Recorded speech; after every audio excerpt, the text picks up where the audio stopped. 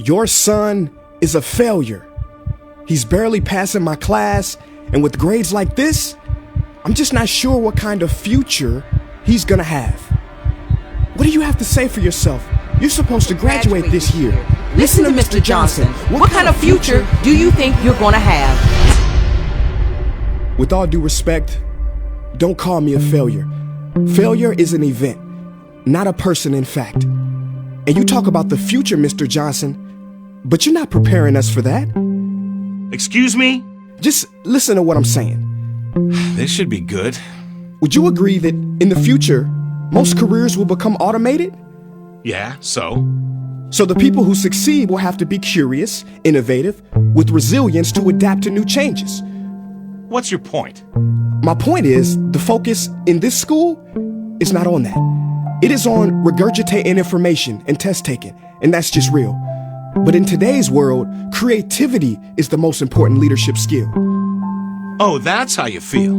You don't have to believe me, but maybe you will believe the 1,500 executives who recently said creativity is the most important leadership skill. See, pretty soon, no one will be hired because of what they know. Because who cares what you know or if you've memorized a fact? We've got Google and Siri for that. In the future, people will be hired because of what they can do with their knowledge. Can they creatively solve real-world problems, not just follow instructions or directions and bubble in multiple choice questions? So, Mom, that's why I'm stressed, because these robotic tasks we learn in school should stop.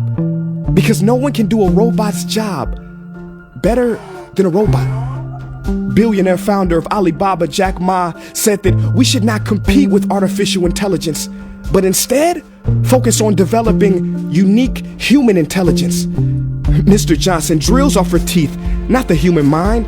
So these repetitive knowledge-based tasks we must leave behind. Or in the future, you're gonna find a lot of people graduating out of your class right into the unemployment line. See, many top companies today don't look at grades. Mom, that old way is expiring. Google has been quoted as saying GPAs are worthless criteria for hiring. Founder of Tesla, Elon Musk, agrees.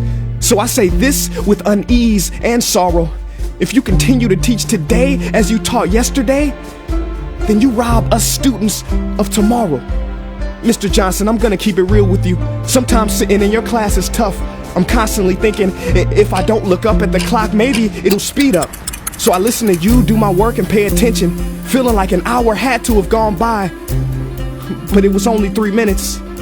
So if you wonder why we're bored in class, look, you want to get a kid to hate reading? Give them this, a school textbook. And some people think it's our fault, and that hurts me. They say you can lead a horse to water, but you can't make him drink. And to that I say no. Firstly, you can put salt in that horse's hay and make him thirsty. And if you bring joy in your classroom, you can make any bad student nerdy, as he or she discovers the beauty of truly learning. Mr. Johnson, I mean no disrespect. You have the most important job on this planet.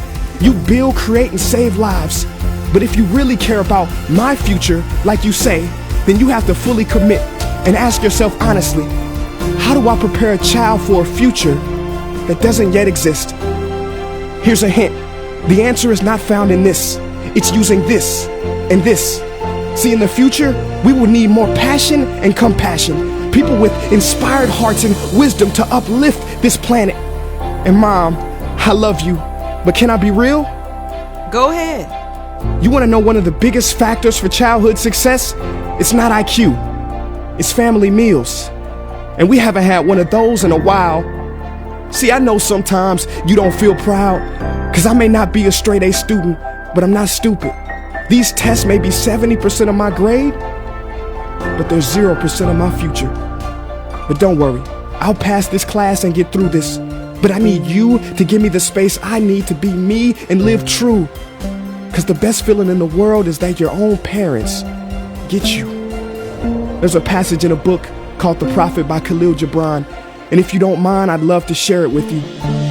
Go ahead. See, he says, your children are not your children. They are the sons and daughters of life longing for itself.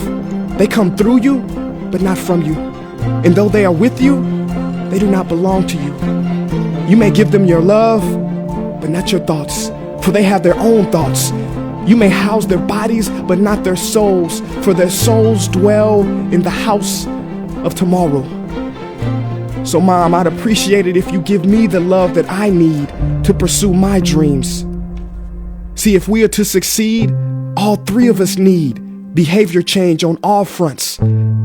We talk about the future, but the future is now, and it is created now by all of us.